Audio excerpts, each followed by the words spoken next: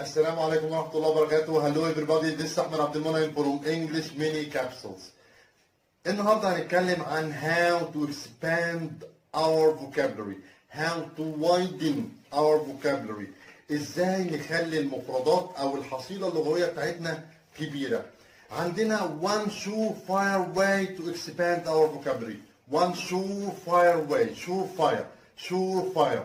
Surefire means certain, certain. One surefire way to expand our vocabulary is to use better adjectives and better descriptive words. إن أنا أستخدم صفات أحسن وكلمات وصفية بصورة أفضل. تمام؟ هنتجنب بعض الكلمات وهنشوف النهارده هنتجنبها إزاي.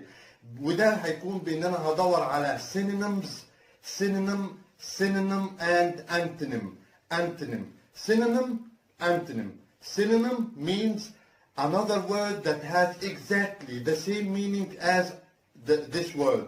A word that has the same meaning as another word. Synonym. Antonym is the opposite. The opposite. Okay? A word that has an opposite meaning to another word. Okay? Let's start with happy. Happy. Happy. We say all the time احنا دايما طول اليوم بنقول والله I was so happy. I was extremely happy. I was very happy. Stop saying that. If you are really, really, really happy, then you are overjoyed. Overjoyed. Overjoyed. Okay? So the first word, overjoyed. We can say that she just found out she's pregnant. She just found out she's pregnant. So she's very happy. لا والله مش معبرة قوي very happy هنا. She's overjoyed. She's overjoyed. And if you are happy plus excited, لو انت happy وفي نفس الوقت مثار او منفعل، في الحالة دي you are thrilled, thrilled, thrilled. Okay? At the end of the concert, I was really thrilled. في نهاية الحفلة أنا كنت thrilled, thrilled. Okay? وممكن نقول برضو ان thrilled مثلا during a match. I was sitting at the tip or the edge of my seat. I was really thrilled because my team was winning. أنا كنت very very happy عشان فريقي كان بيكسب. Okay? Another way to say happy is elated, elated, elated or ecstatic, ecstatic. Ecstatic and elated means an overwhelming feeling of happiness. انت فرحان بطريقة مش طبيعية. Very, very and extremely happy. Elated and ecstatic. Ecstatic. Ecstatic. Okay? This is regarding happy. Okay? Let's move on to sad. Sad. Sad.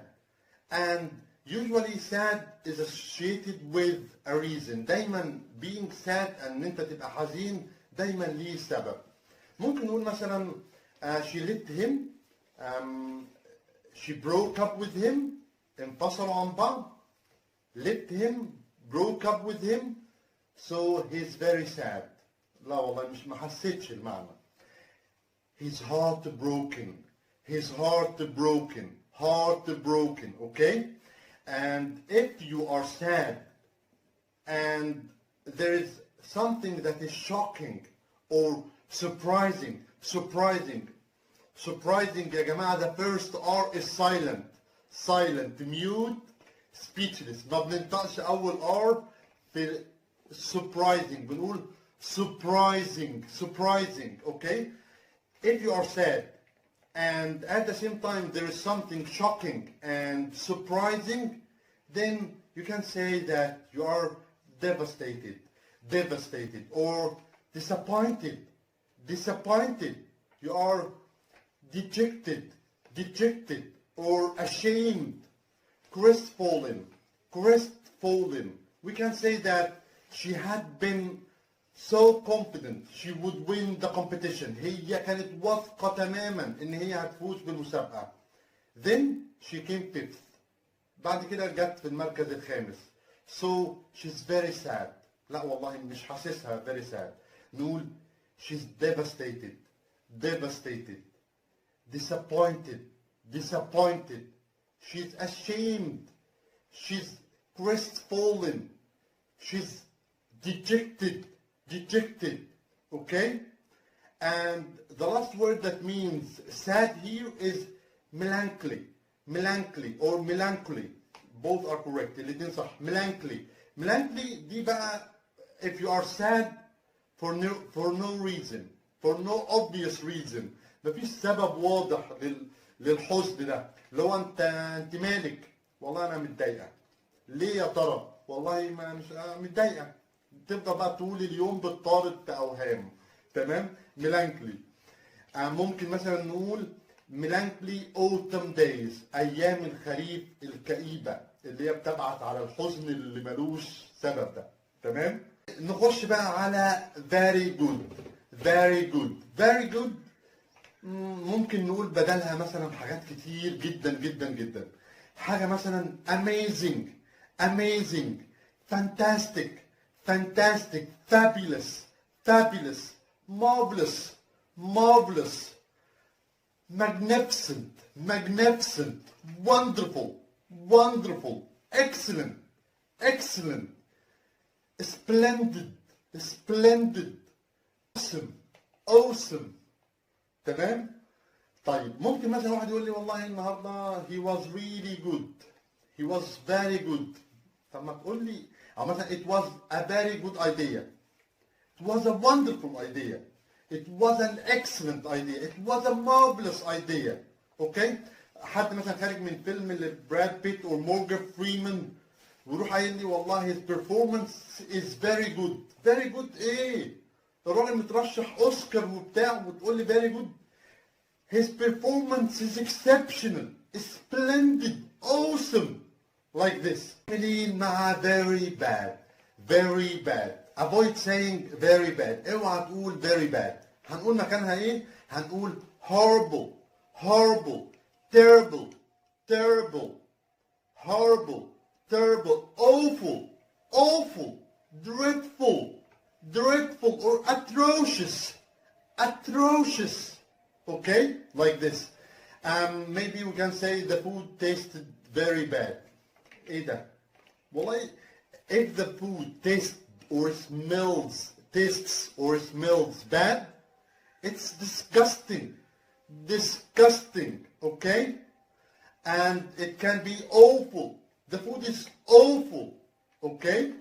ممكن اقول له your kids' behavior is atrocious. atrocious, very very bad, extremely bad. Okay? ممكن نقول مثلا the weather has been very bad lately. الطقس والله او الجو اليومين دول مش مظبوط كده بقاله كام يوم. very bad ايه؟ ما تقول horrible, terrible, dreadful. اوكي؟ ومكملين مع very big. very big. very big ممكن نقول huge, enormous, massive. يعني ممكن نقول مثلا we walked through a very big gate at the entrance. احنا دخلنا مثلا من بوابة كبيرة جدا في المدخل مثلا. بدل ما نقول very big ممكن نقول a huge gate, a massive gate. اوكي؟ an enormous gate. في برضو كلمتين ممكن معناهم very big بس تكر بقى شوية في استخدامهم. اللي هما gigantic, gigantic and monstrous. monstrous. monstrous can refer to very bad زي مثلا horrible, atrocious والحاجات دي اللي لسه قايلينها. monstrous زي مثلا لما نيجي نقول a monstrous crime or a monstrous murder. جريمة يعني وحشية very brutal يعني. تمام؟ وممكن can refer to something that is exceptionally large. exceptionally large. حاجة كبيرة جدا جدا جدا. بنتكلم بقى عن سفن، عن طيارات، عن مراكب، حاجات ضخمة كده. تمام؟ ممكن نقول مثلا the ships that pull in and out of the port near my house are very big. لا مش هنقول very big. هنقول are gigantic, gigantic or monstrous. monstrous, monstrous. Okay. The opposite of very big is very small. very small. very small can be tiny, tiny, minimal, minimal, minuscule, minuscule, minuscule. Okay? ممكن نقول مثلا Paul has been very angry about the damage that happened to his car. بول مثلا متضايق بقاله فترة كده بسبب الضرر اللي وصل للعربية بتاعته. Even though the scratch was tiny, was minimal, minuscule. Okay? ومعانا very dirty. Dirty ممكن نقول filthy. بقول لك don't let that dog inside. ما تدخلش الكلب ده بعد إذنك. It's very dirty. It's filthy. Okay? And we can change very clean to perfect. Spotless. ما فيهوش ولا أي أثر لأي حاجة. Immaculate. Okay? ممكن نقول مثلا when we first entered the house we were really impressed. أول ما دخلنا المنزل مثلا أو البيت كنا متفاجئين جدا أو متأثرين جدا. ليه؟ It was very clean. It was spotless. Perfect. Immaculate. Okay? ومعانا دلوقتي very pretty. Very pretty can be beautiful, stunning, elegant, exquisite. Okay? Well, we can say when she came down the stairs in that blue dress وهي نازلة على السلالم كده ولابسة الفستان الأزرق دوت, she looked very pretty. She looked beautiful, stunning, exquisite, elegant. Okay? And the opposite of very pretty is very ugly. And before we describe very ugly, قبل ما نشرح very ugly, حابب ان انا اتكلم كلمتين. طبعا it's very rude and impolite to call somebody ugly. من الوقاحة وقلة الأدب المتناهية انك تقول على حد ان هو ugly or قبيح يعني او ان هو شكله وحش. انت لو قلت على الكلب بتاعي كلب وانا ماسكه ان هو ugly انا هضربك. فانت متخيل لو قلت على بني ادم ان هو ugly هيبقى هو بيشعر بايه؟ انت متخيل ده؟ تمام؟ طب هنستخدم الكلمه دي ليه؟ هم عاملينها ليه؟ والله هم عاملينها عشان في ناس ولاد الادب. في ناس مش بتربيه كتير جدا. تمام؟ وبنقابلهم.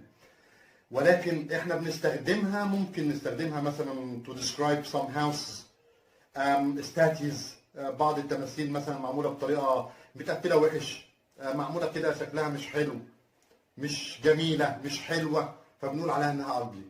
طب عايز اقول ugly هقول ايه؟ hideous مش hideous. hideous. grotesque. اوكي؟ ممكن نقول مثلا in those houses up on the hill are very ugly. اوكي؟ ممكن نقول ان البيوت دي كانت مثلا hideous, grotesque. ممكن نقول مثلا their driveway are lined with some ugly statues. الدرايفواي اللي هو الطريق اللي بيركنوا يعني اللي العربيه بتمشي فيه وهي داخله البيت are lined with جنبين في ugly statues, some hideous statues. اوكي؟ ومكملين مع fast يعني سريع وممكن تبقى بسرعه. لان النهارده هنتكلم عنها اللي هي سريع. ممكن نشيل fast ونحط مكانها quick, speedy, swift, rapid. quick, speedy, swift, rapid, accelerated, hurried, brisk, nimble. يعني مثلا ممكن واحد بيقول I had a fast walk home. ممكن نروح واحد نشيلها بقى ونغيرها ونقول I had an accelerated walk home. I had a hurried walk home. I had a brisk walk home. اوكي؟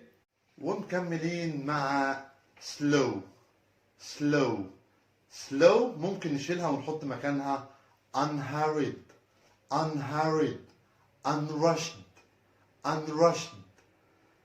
sedate, leisurely, relaxed.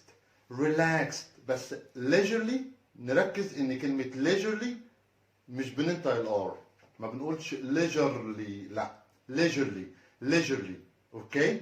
يعني واحد مثلا ممكن يقول he walked or moved in a slow way. In a slow way. ممكن نقول مثلا in an unhurried way. In an unrushed way. In a leisurely way. اوكي؟ ومكملين كلامنا مع easy. easy. easy ممكن نشيلها ونحط مكانها facile. facile. facile. or uncomplicated. uncomplicated. وممكن a piece of cake. a piece of cake. a piece of cake ممكن تبقى معناها قطعة من الكعكة أو قطعة جاتوه يعني.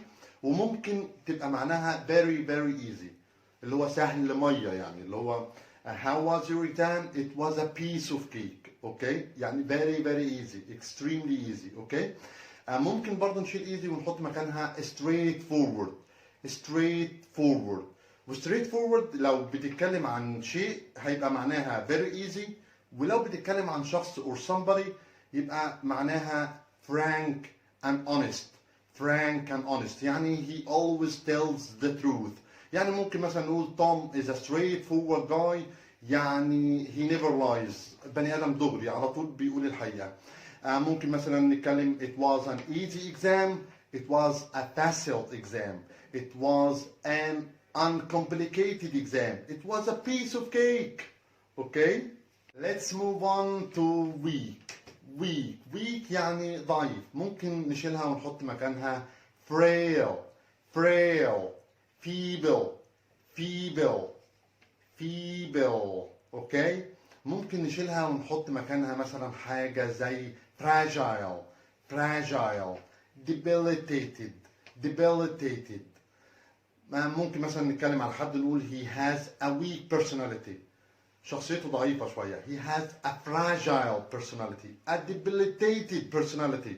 A feeble personality. اوكي ممكن نقول مثلا نتكلم على strong. strong. strong يعني قوي. ممكن نشيلها مثلا ونحط مكانها powerful. powerful. muscular. muscular. brawny. brawny. vigorous. vigorous. sturdy. sturdy. اوكي ممكن نقول مثلا جواد is a strong guy. جواد مثلا راجل قوي بنيته قوية. ممكن نقول مثلا جواد is a muscular guy. He's a brawny guy. He's a brawny guy. He's a sturdy. He's a sturdy man. اوكي ومكملين مع difficult. difficult. difficult ممكن نشيلها ونحط مكانها مثلا hard. hard. tough. tough. strenuous. strenuous. arduous. arduous. onerous. onerous. ممكن مثلا واحد بيقول it was a difficult question. كان سؤال صعب شوية. It was a hard question. It was an onerous question. It was a tough question. اوكي ومكملين مع fat. fat يعني مليان جسمه تخين. تمام ممكن نشيلها ونحط مكانها chubby. chubby. flabby. flabby. plump. plump. portly. portly. ممكن مثلا نقول I used to be fat when I was young. أنا كنت مليان مثلا وأنا صغير. ممكن نقول مثلا بدلها I used to be flabby اللي هو تخين مبقلص كده. تمام I used to be portly. I used to be fat. portly. chubby. اوكي الأوبوزيت بتاعها thin. thin يعني رفيع. ممكن نشيلها ونحط مكانها fit.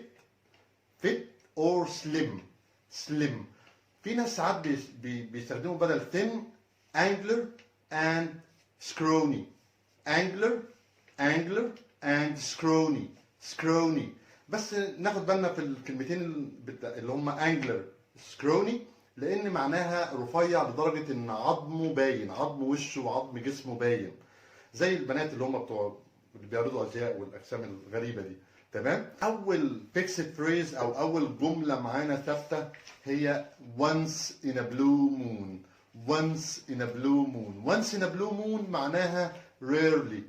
rarely يعني نادرا. كل فين وفين لما ده بيحصل. يعني لو قلت مثلا Adam goes to the cinema once in a blue moon، معناها كل فين وفين لما بيروح السينما. تمام؟ بعد كده معانا black and blue. black and blue. black and blue معناها bruised متشلفط مليان كدمات. تمام؟ يعني مثلا ممكن نقول he got himself into a fight and then he went home black and blue. دخل نفسه في خناقه وروح متشلفط. Jack fell down the stairs and he was black and blue all over. جسمه كله كان مليان كدمات. تمام؟ If somebody has green fingers دي معناها ان هو very good at gardening. كويس جدا ان هو في اعمال الحديقه والزراعه والحاجات دي. تمام؟ يعني مثلا ممكن نقول she definitely has green fingers. Everything in her garden grows really well. هي شاطره جدا في اعمال الجنينه، كل حاجه في الجنينه عندها بتنمو بصوره كويسه. But if somebody is a little bit or a bit green, if somebody is a bit green دي معناها he doesn't have much experience.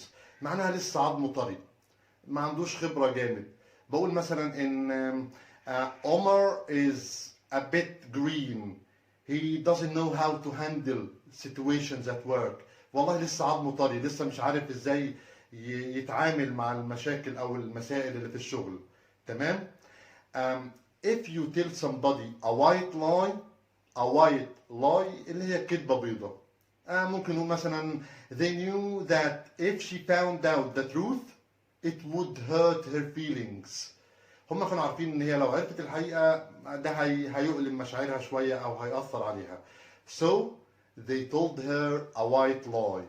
كذبوا عليها كذبة بيضة كده مثلا، اللي هي مين اجمل واحدة في الحفلة؟ طبعا انت يا حبيبي كده، يعني الجو ده. تمام؟ If you see something in black and white it becomes very simple, very clear, very obvious. يعني بتشوف الحاجات بصورة واضحة تماما. تمام؟ ونكمل مع the phrasal verb. Phrasal verbs يعني a verb plus preposition with a complete change in meaning.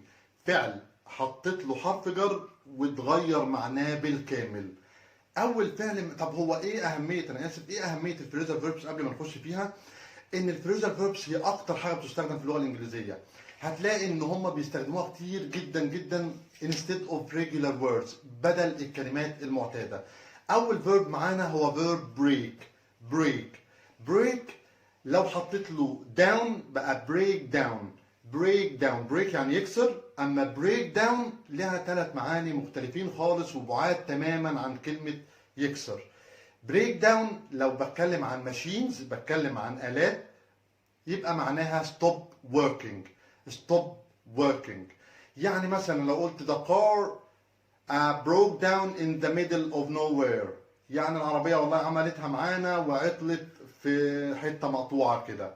تمام؟ طب هتقول لي طب ما انا ممكن استخدم stopped working، يعني ممكن اقول بدل broke down ممكن اقول stopped working. براحتك، استخدم اللي انت عايزه.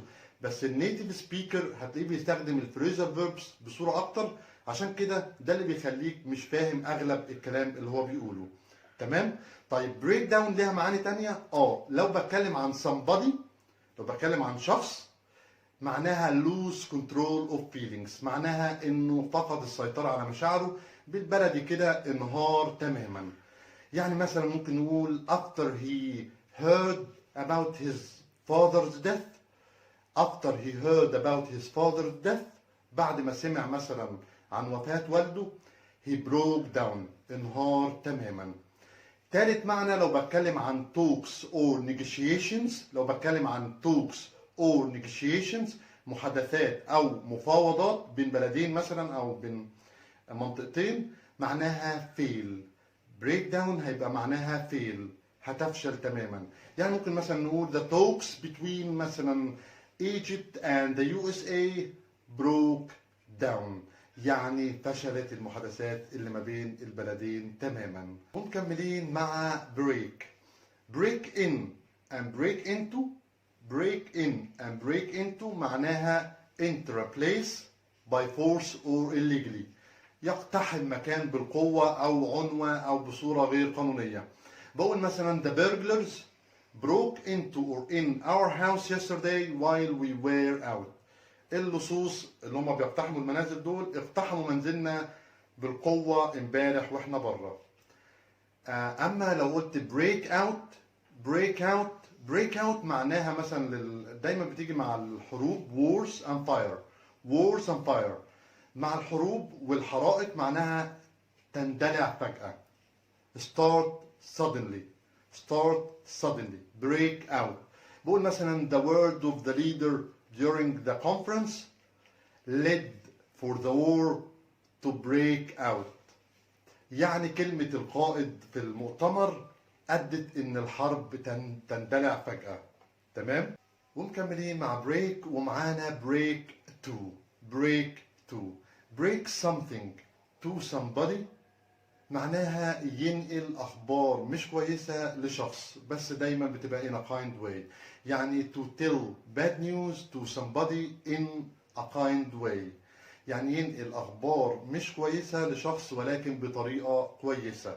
يعني ممكن نقول مثلا مايك broke the news of the accident to me. مايك هو اللي نقل أخبار الحادثة ليا. تمام؟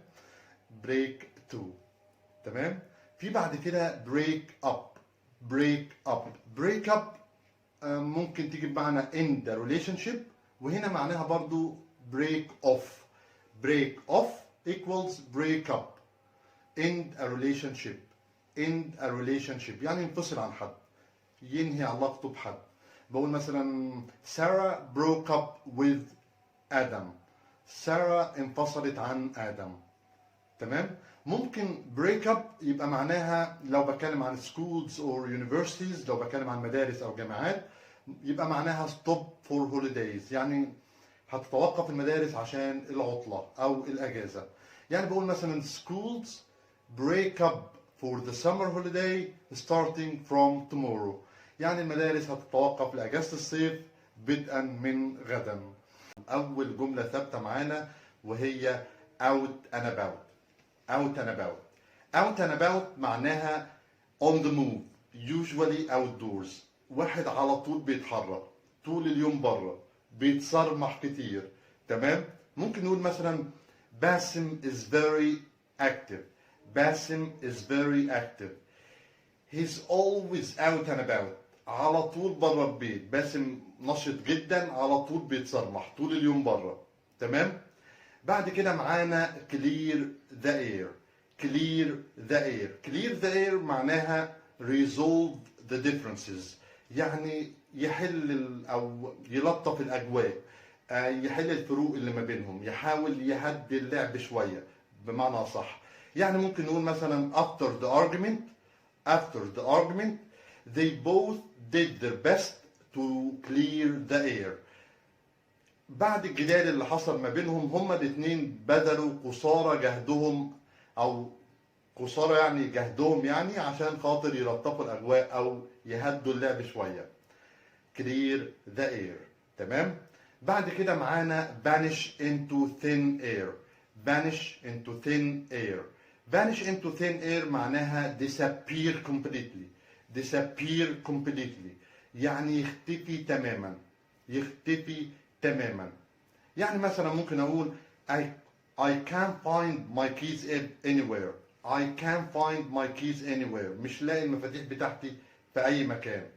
They seem to have vanished into thin air. شكلهم كده اختفوا تماما. تمام؟ ومكملين مع won't take no for an answer. معناها very determined, very insistent. مصمم جدا. يعني ممكن نقول مثلا Jack is very determined to buy the cottage. جاك مصمم ان هو يشتري الكوخ. He won't take no for an answer. مصمم تماما.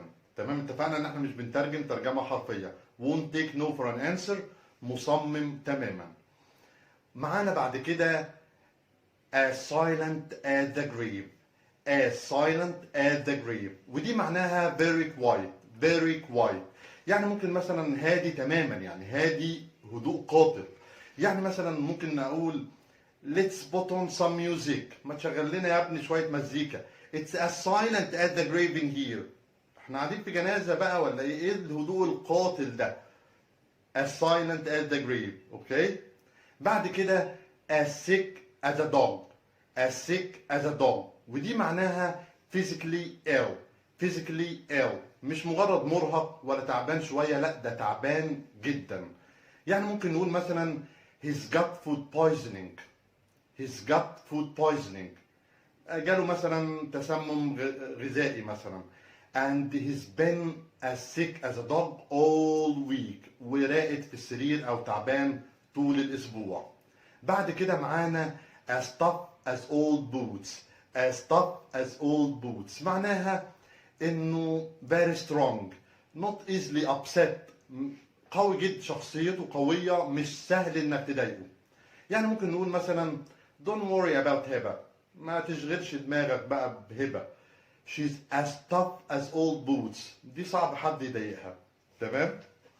ومعانا دلوقتي like chalk and cheese. like chalk and cheese. chalk and cheese. chalk اللي هو الطباشير. طباشير. like chalk and cheese. ممكن نقولها برضو as different as chalk and cheese.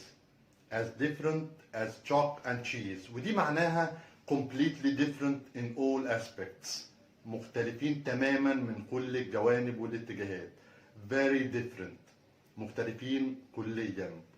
يعني ممكن نقول مثلا my brothers are not all alike. اخواتي مش زي بعض خالص. they are like chalk and cheese. they are like chalk and cheese. أو they are as different as chalk and cheese. they are as different as chalk and cheese. تمام؟ بعد كده معانا as good as gold. as good as gold. as good as gold معناها well behaved. حد بيحسن التصرف، حد بيسمع الكلام، مؤدب قوي. تمام؟ من أول كلمة بينفذ اللي أنت عايزه. ممكن أقول مثلا I look after Jane anytime. أنا هاخد بالي من جين في أي وقت أنت عاوزه. she's as good as gold. هي بتسمع الكلام تماما. بعد كده معانا as keen as mustard. as keen as mustard. mustard اللي هي المستردة يعني. as keen as mustard معناها very eager. very eager. متحمس جدا انه يعمل حاجة. بقول مثلا Ben can wait to get started on the project. Ben can wait to get started on the project. بن مش قادر يستنى نهائي عشان يبدأ في المشروع. he's as keen as mustard. very eager. متحمس جدا. تمام؟ if something is on the cards. if something is on the cards ده معناها very likely to happen. احتمال كبير قوي انه يحصل. on the cards. on the cards يعني بنقول مثلا things are going very well at work at the moment. الامور ماشيه ومتظبطه تمام جدا في الشغل اليومين دول. I think a promotion might be on the cards. اعتقد كمان ممكن يبقى في ترقيه. تمام؟ يعني احتمال كبير يحصل. تمام؟ if somebody is getting very hot under the collar. collar اللي هي اللياقه. if somebody is getting very hot under the collar دي معناها انه very angry. very angry. furious.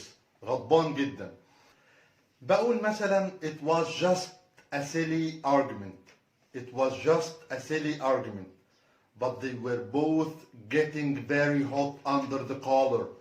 الموضوع بدأ بانه جدال سخيف في البداية، وبعد كده بدأت الامور تسخن ما بينهم وبدأوا يغضبوا.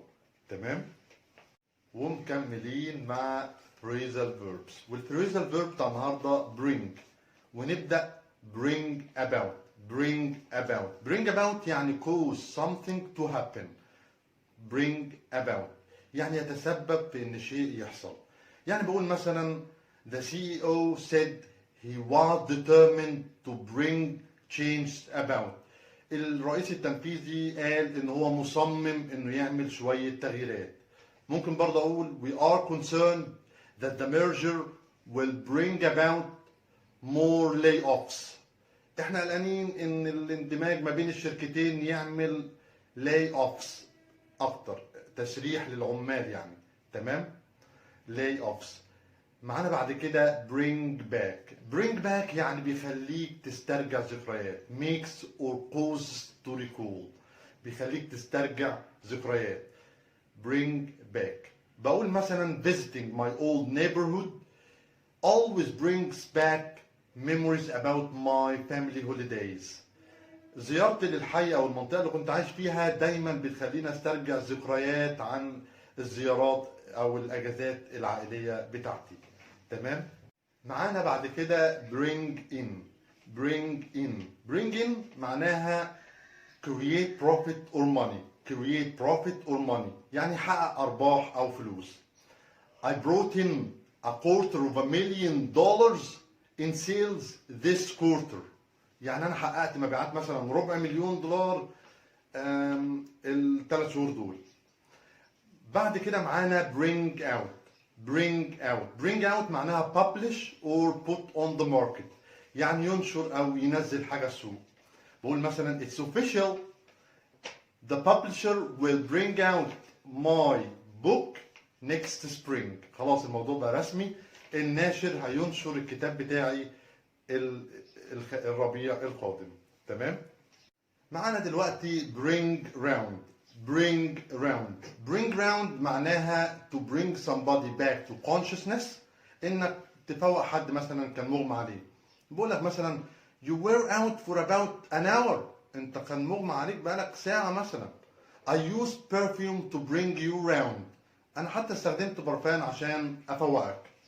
bring round برضو معناها يعني ليها معنى تاني، انك to persuade or convince somebody of your own view or beliefs. انك تقنع حد بوجهة نظرك انت او بالمعتقدات بتاعتك. bring round. بقول لك مثلا after laying out the facts بعد طرح الحقائق بقى وكله تمام I was able to bring them round to my position. كنت قادر ان انا اقنعهم بوجهة نظري.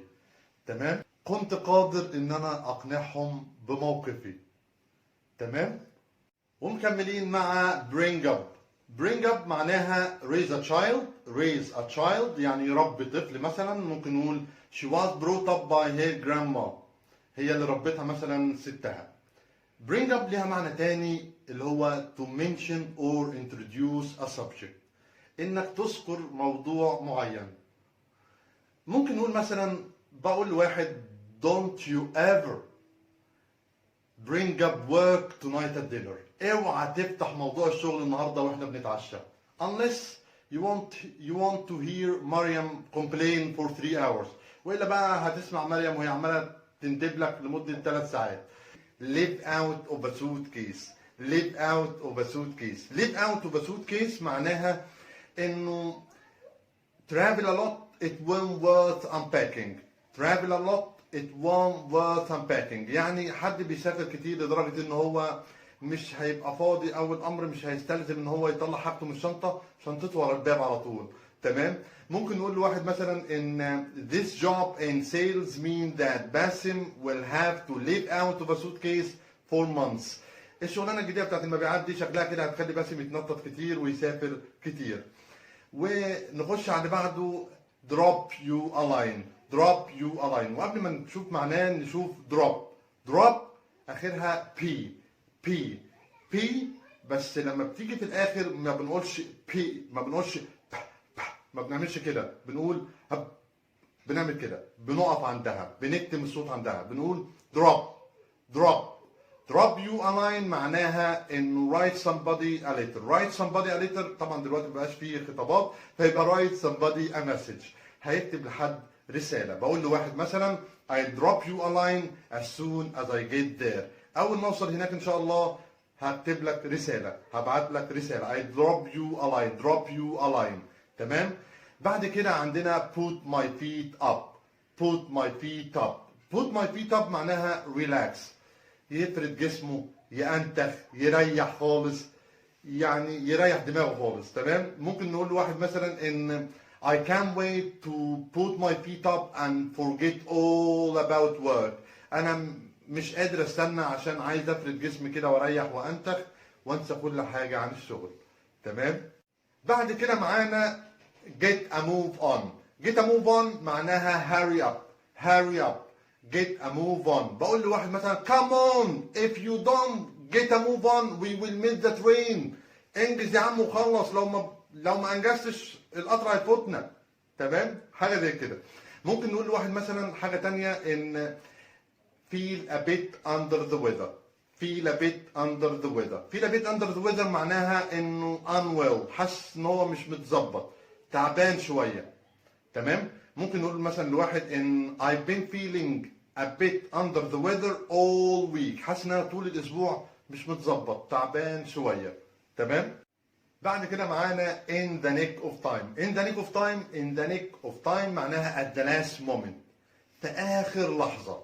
in the nick of time. بقول لواحد مثلا we arrived in the nick of time.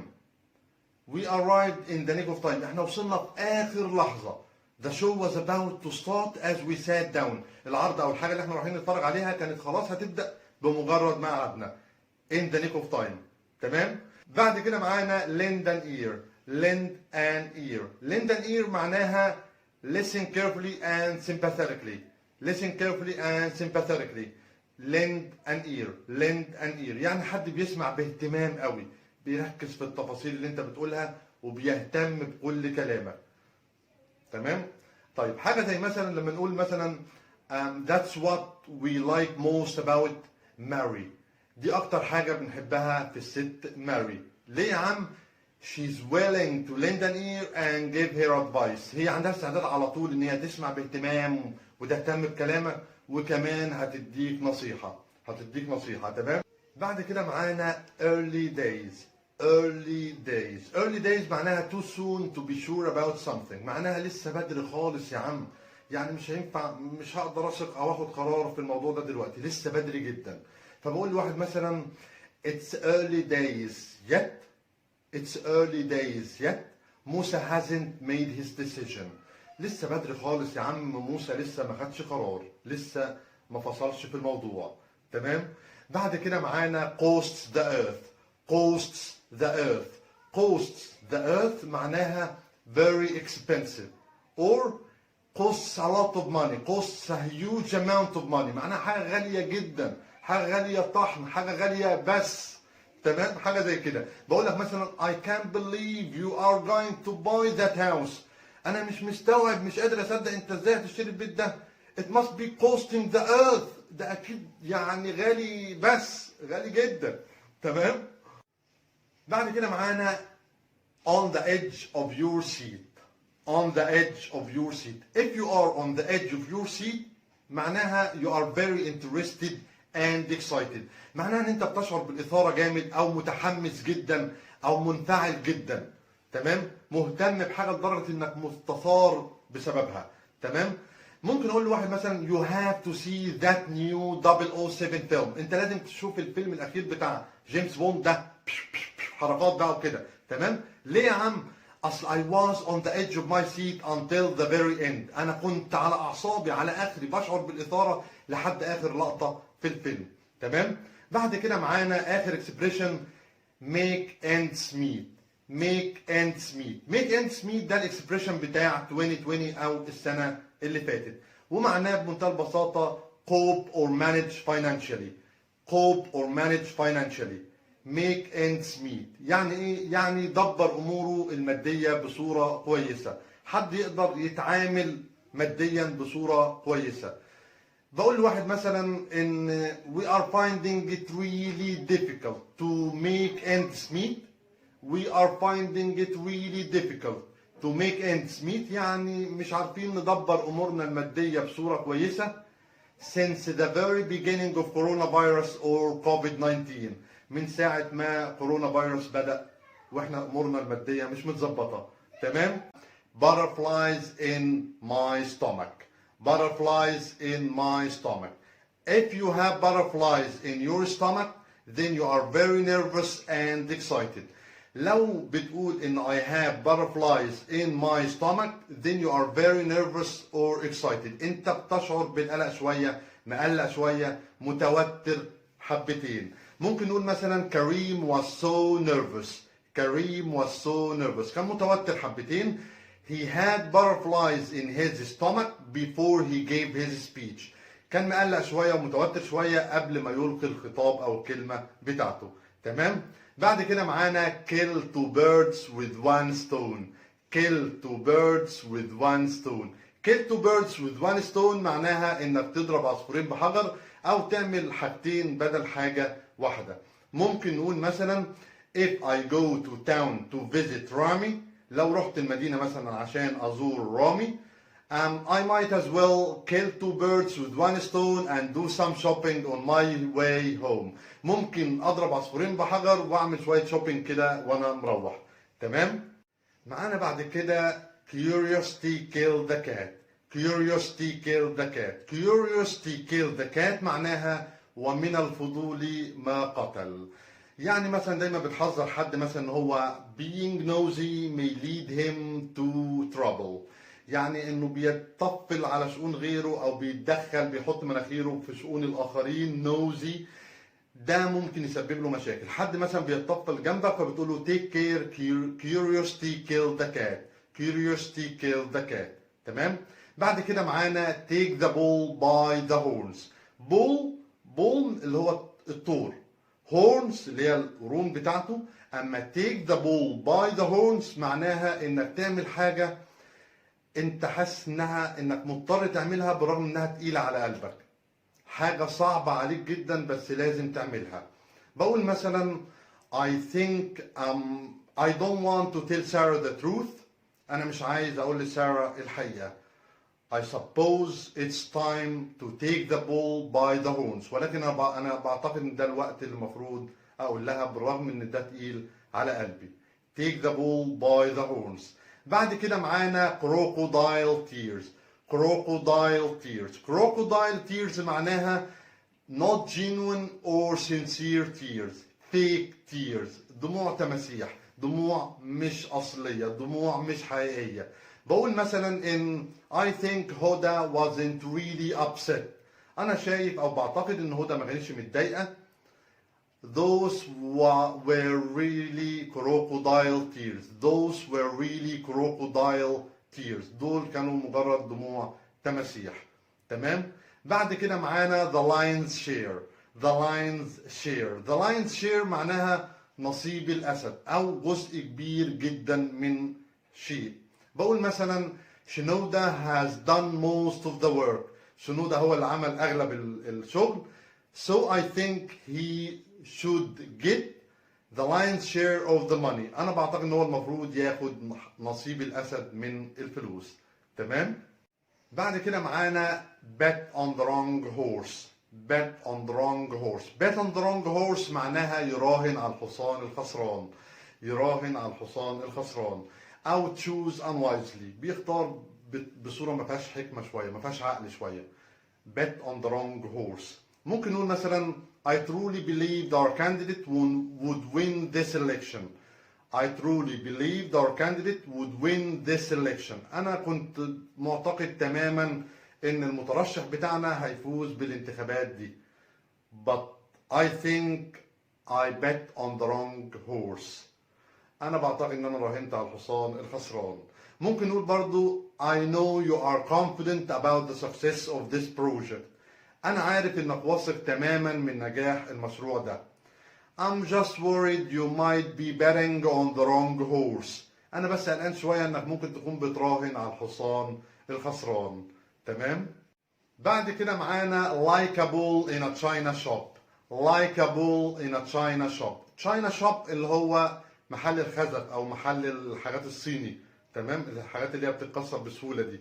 like a bull in a china shop يعني واحد بيندفع في تحركاته، بيتحرك بصورة ما فيهاش عقل، ما فيهاش تفكير، وهو بيتحرك نوعا ما في نوع من انواع الهمجية، ممكن يكسر حاجات وهو بيتحرك. تمام؟ ممكن نقول مثلا ان the manager was really excited when he heard about the promotion. المدير كان منفعل جدا لما سمع عن الترقية. that he rushed out of the meeting like a bull in a china shop. لدرجة ان هو اندفع بره الاجتماع زي الطور الهايج. تمام؟ بعد كده معانا eat like a horse. eat like a horse. eat like a horse معناها eats a lot. بياكل زي المفجوع، بياكل كتير جدا جدا جدا. ممكن نقول مثلا when they served the food I was really starving. وهم بيقدموا الاكل او لما جم يقدموا الاكل انا كنت هموت من الجوع. I just ate like a horse. انا اكلت زي المفجوع. في مثال تاني معانا ممكن نقول مثلا although he eats like a horse he never gets fat. بالرغم ان هو بياكل زي المفجوع ما بيتخنش ابدا. زي ما فناننا القدير حمو بيكا قال رب الكون مميزه بميزه، ما بيتخنش ابدا. تمام؟ في بعد كده معانا hold your horses. hold your horses. hold your horses معناها wait. be patient. be patient. اهدى كده ورستق كده وحكم عقلك. ممكن نقول مثلا ايه think about it before you take a decision. فكر شويه قبل ما تاخد قرارك. ممكن نقول مثلا just hold your horses. just hold your horses and let us think about it for a moment. خلينا نفكر كده شويه قبل ما ناخد القرار. hold your horses. تمام؟ اخر حاجه معانا throw somebody to the wolves. throw somebody to the wolves. throw somebody to the wolves معناها send somebody into trouble or danger without protection. send somebody into trouble or danger without protection. هضحي بحد من الاخر. تمام؟ يعني هتخلص منه. ممكن اقول مثلا when the minister made another mistake. لما الوزير عمل خطأ جديد او خطأ تاني his colleagues threw him to the wolves. رفاقه ضحوا بيه. تمام؟ ممكن اقول مثلا in any political scandal. in any political scandal في اي فضيحة سياسية the first 24 hours determines normally whether someone survives or has to be thrown to the wolves. في اي فضيحة سياسية عادة اول 24 ساعة هم اللي بيحددوا ان الشخص ده هينجو ويعيش ولا هنضحي بيه ونرميه في البحر. تمام؟ come across. come across. come across معناها find or meet by chance. find or meet by chance. find or meet by chance يعني يلاقي او يقابل حد بالصدفة. لما تقول مثلا انا كعبلت في فلان وانا ماشي. تمام؟ ممكن نقول مثلا I was walking in the street when I came across بتول. I was walking in the street when I came across بتول. يعني انا كنت ماشي في الشارع لما اتكعبلت كده وقابلت بتول بالصدفة. ممكن نقول مثلا I was reading the newspaper when I came across an article about an old friend of mine. I was reading the newspaper when I came across an article about an old friend of mine. يعني انا كنت بقرا الجريده او بتصفح الجريده لما كعبلت او عثرت كده على مقاله عن صديق قديم ليا. تمام؟ بعد كده معانا come boy. come boy. come boy معناها obtain. obtain. come boy obtain يعني يحصل على. يحصل على. ممكن نقول مثلا she managed to come by some cheap tickets to Rome. she managed to come by some cheap tickets to Rome. هي استطاعت ان هي تحصل على بعض التذاكر الرخيصة لروما. بعد كده معانا come down to. come down to. come down to معناها it had the biggest influence. ليها اكبر اثر او تأثير. حاجة مؤثرة جدا جدا جدا. come down to. ممكن نقول مثلا it all comes down to money in the end. كالعادة الفلوس لها أكبر أثر أو تأثير. it all comes down to money in the end. تمام؟ بعد كده معانا come down with. come down with. come down with ليها synonym. synonym اللي هو مرادف اللي هو go down with. come down with. go down with. الاثنين معناهم become ill. يصاب بالمرض أو يمرض. بنقول مثلا John is ill. He has come down with or he has gone down with chicken pox. John is ill. He has come down with or he has gone down with chicken pox. يعني جون مريض والله ده أصيب بالجدر المائي. chicken pox. chicken pox. الجدر المائي. تمام؟ بعد كده معانا come into. come into. come into معناها inherit. inherit. inherit يعني يورث. حد مثلا يموت فبالتالي الورثة بتوعه come into بيورثوا. تمام. ممكن نقول مثلا when Lucy's uncle died. when Lucy's uncle died لما عم لوسي توفى she came into a lot of money. بنت المحظوظة ورثت فلوس كتير جدا. حد بقى يا جماعة يشوف لنا طريق لوسي. تمام. ومكملين مع come out. come out. come out ليها 3 معاني. come out أول معنى for roses أو for flowers بالنسبة للورود أو الأزهار begin to blossom or open. begin to blossom or open تبدأ تتفتح أو تزدهر. تمام. بنقول مثلا I was absolutely thrilled when the roses had come out. I was absolutely thrilled when the roses had come out. يعني أنا كنت منفعل جدا أو بشعر بالإثارة جدا مبسوط جدا لما الورود بدأت تتفتح. تاني معنى الcome out be published. be published يعني حاجة تتنشر أو تنزل السوق. بنقول مثلا the author has a new novel coming out next week. the author has a new novel coming out next week. المؤلف عنده رواية مثلا هتنزل أو هيتم نشرها الأسبوع المقبل. ثالث معنى أو آخر معنى الcome out هو بالنسبة للstains. stains اللي هي البقع be able to be removed. be able to be removed يعني ممكن انها يتم ازالتها. بنقول مثلا the mark العلامة the mark will come out with stain remover.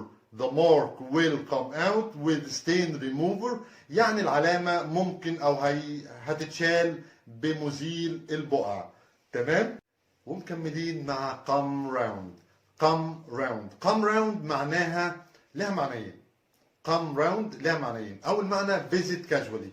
visit casually. visit casually يعني يزور يعني زيارة عابرة كده. زيارة غير رسمية دايما بتبقى ما بين أصحاب يعني. تمام. come round. بقول مثلا she asked Rick and Claire to come round for dinner tonight. she asked Rick and Claire to come round for dinner tonight. هي طلبت من ريك and كلير ان هم يجوا يعني يزوروها كده ويتعشوا معاها النهارده بالليل. ليها معنى تاني برضو come round اللي هي recover consciousness. recover consciousness يعني يسترد وعيه يفوق. ممكن نقول مثلا he just come round from a drunken stupor.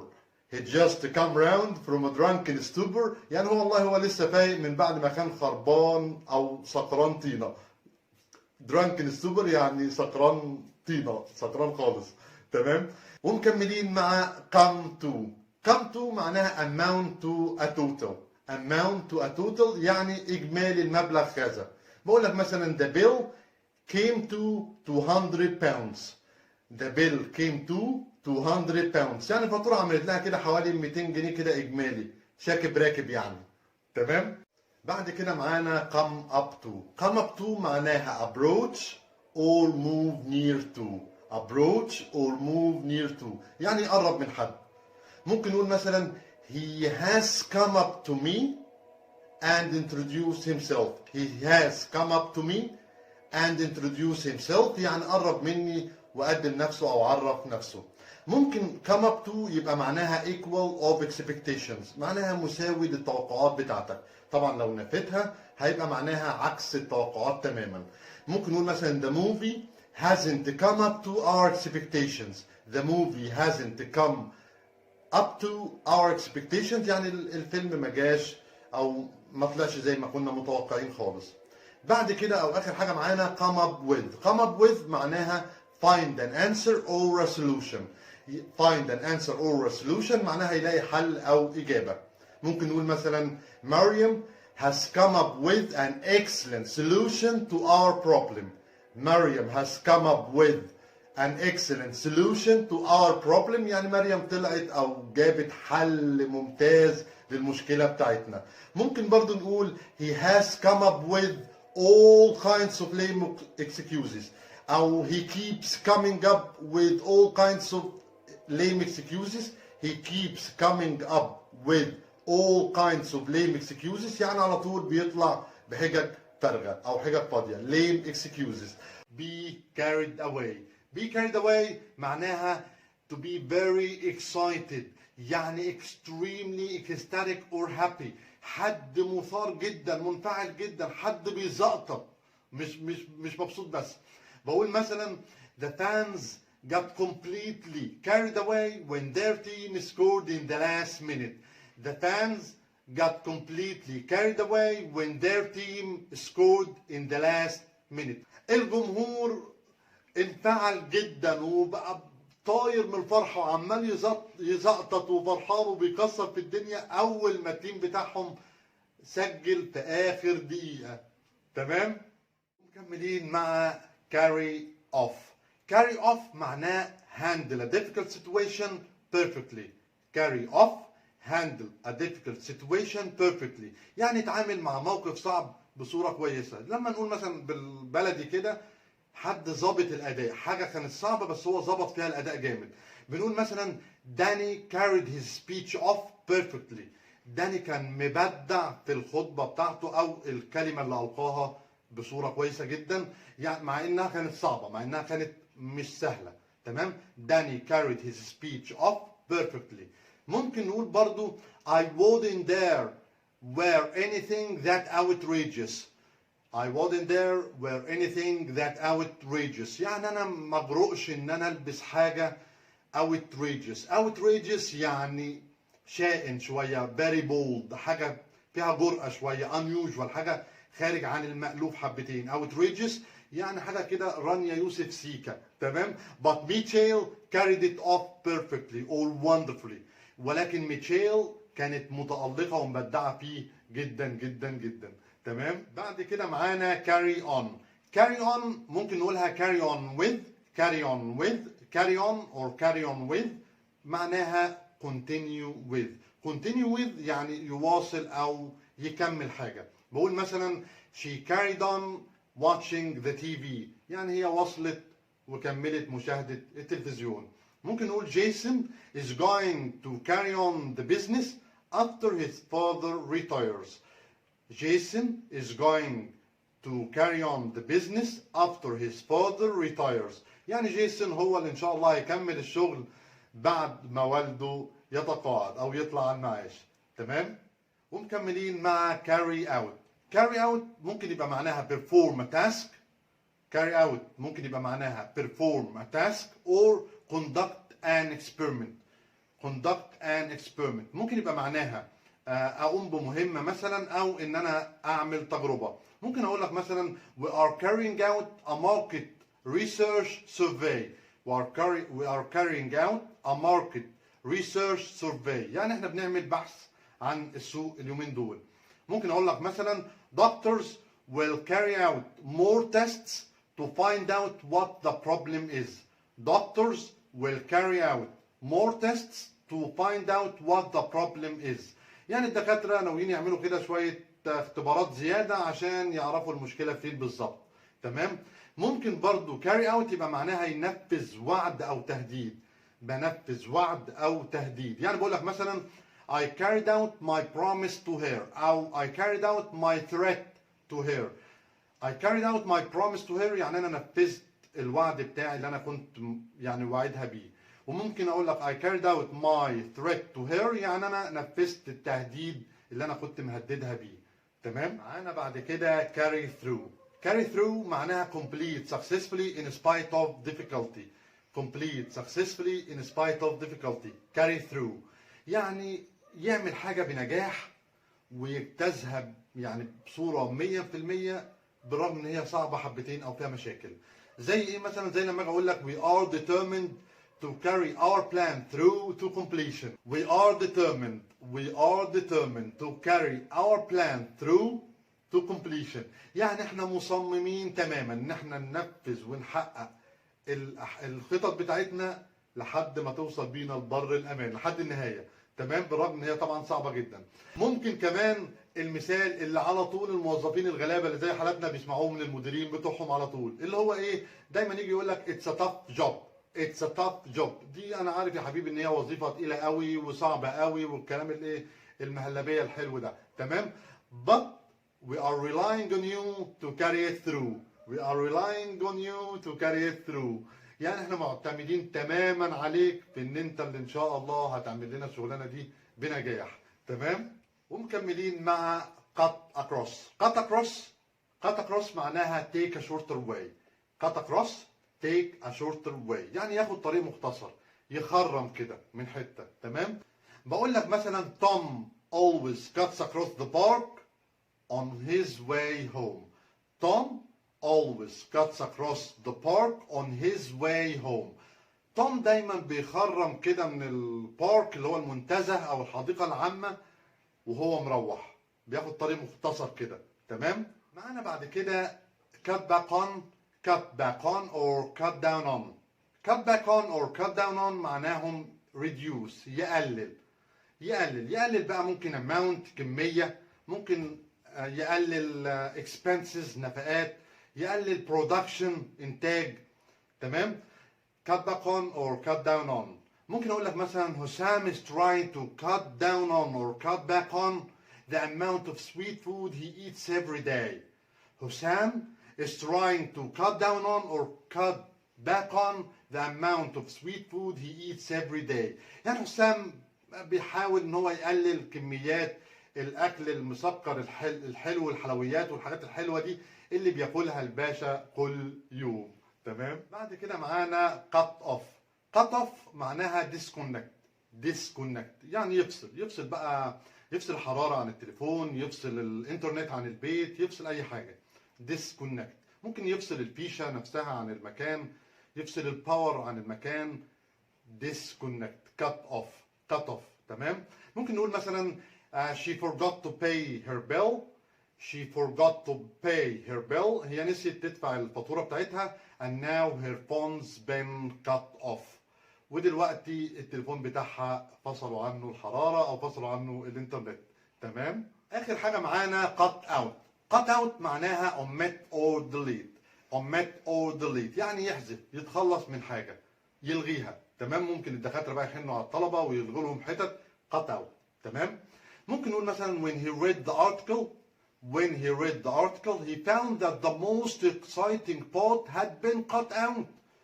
When he read the article he found out that the most exciting part had been cut out. لما قرأ المقالة اكتشف ان اكتر جزء مثير لغوه او شالوه او حذفوه من المقالة. تمام؟ وبكده يكون خلص الفيديو بتاع النهارده. Thank you everybody for having me. If you like this video and find it really useful and at the same time entertaining, like, subscribe and lots of share.